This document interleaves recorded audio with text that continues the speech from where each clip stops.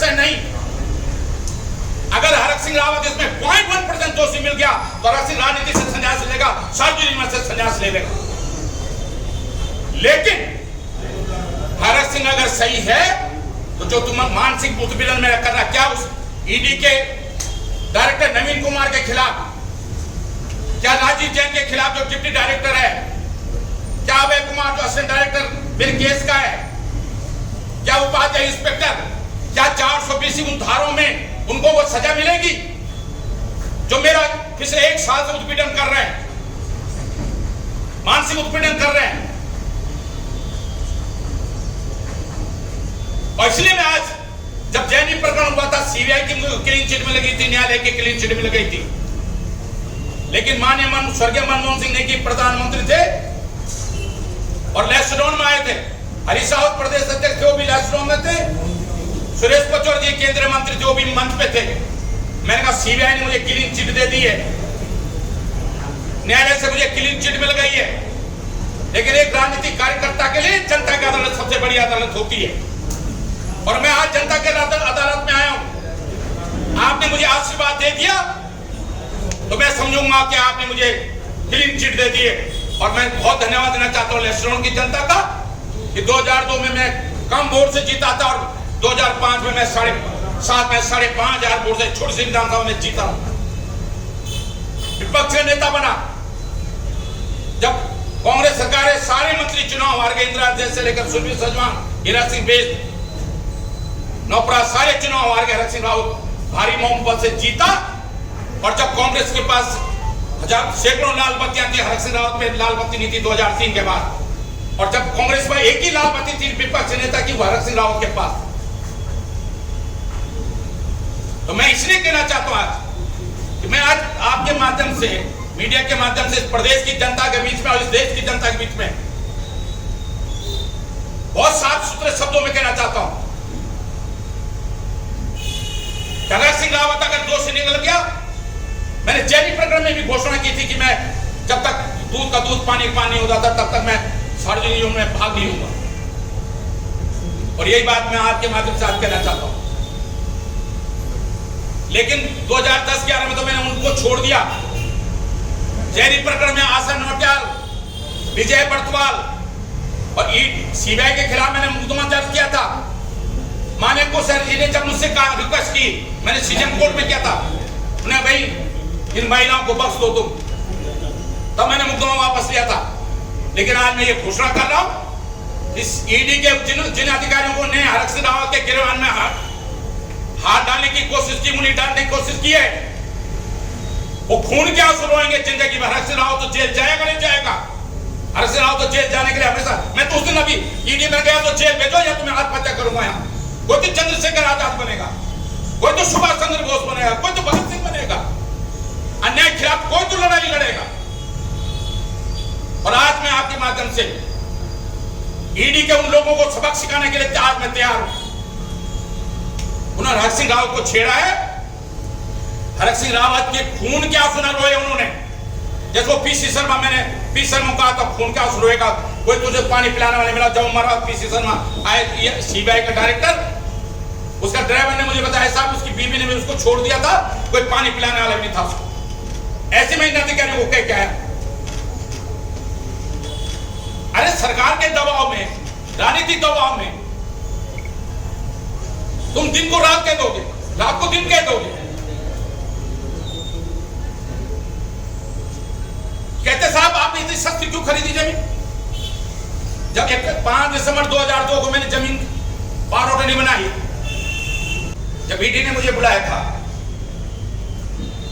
तो मैंने उनके डिप्टी डायरेक्टर राजीव जैन से कहा, एक सवाल किया उनसे, मैंने अभय कुमार जो जांच अधिकारियों से एक सवाल किया कि आप अगर जमीन खरीदते हो, और ये सवाल मैं आज पत्रकार मित्रों से भी करना चाहता हूं, मैं इस देश की हिंदुस्तान उत्तराखंड की जनता और हिंदुस्तान की जनता से भी करना चाहता हूं कि अगर कोई जमीन खरीदता है तो कितने साल का राजस्व रिकॉर्ड देखता है? 12 साल। बैंक में अगर लोन करता है 1 करोड़ से कम लोन होता है तो 12 साल का, और 1 करोड़ से अधिक का लोन होता है तो 30 साल का रिकॉर्ड देखता है।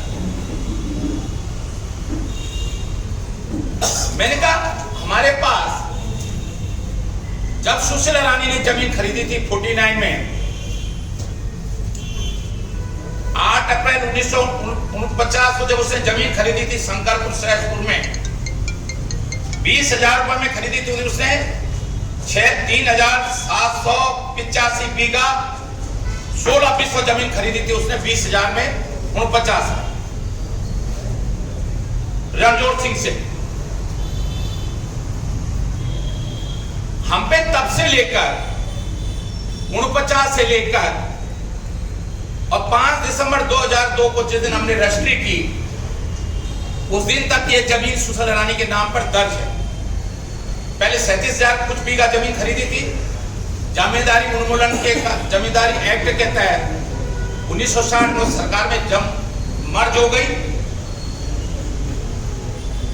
और लगभग 20 हेक्टेयर जमीन उसके नाम पर चली आती रही, जो जमींदारी एक्ट के तहत मर्ज होने के बाद 20 हेक्टेयर लैंड उसके नाम पर दर्ज रही 2002 तक, 5 दिसंबर 2002 तक, जिस दिन हमने पावर कॉलोनी दिल्ली में बनाई।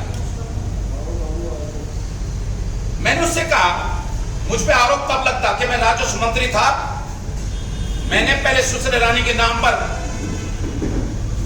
यह जमीन चढ़ाई होती और तब खरीदी होती, तब मैं दोषी होता।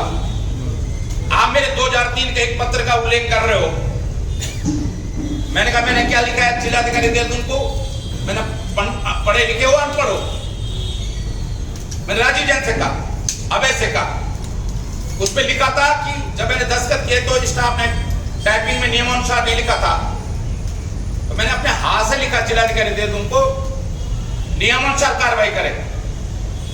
और मैंने कहा उस जमीन के लिए नहीं लिखा मैंने जो जमीन हमने खरीदी है, जो जमीन सुशीला रानी के नाम की जमींदारी उसमें एक्ट के तहत मर्ज हो गई थी, उसके लिए उसने 2003 में मुझको प्रार्थना पत्र दिया था कि साहब वो जमीन जमींदारी एक्ट के तहत पूरी जमीन हमारी मर्ज नहीं हो सकती थी, उस जमीन को हम मेरे को वापस किया गया।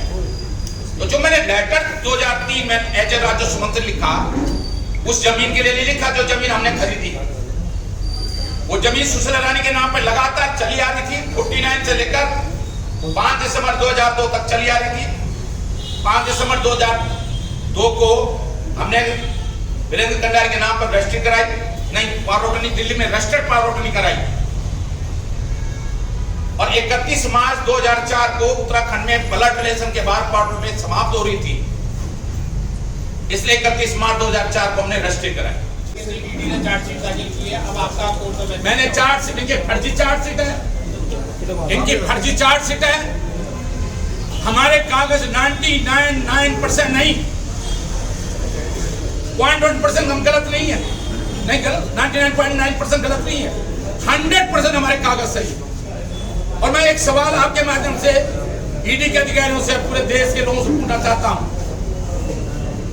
जो जमीनों के बारे में, सिविल के बारे में जिनको नॉलेज है कि कोई जमीन खरीदेगा 12 साल का रिकॉर्ड देगा, 30 साल का रिकॉर्ड देगा, हमारे पास 50 साल का रिकॉर्ड है जिसमें यहां से हमने जमीन खरीदी।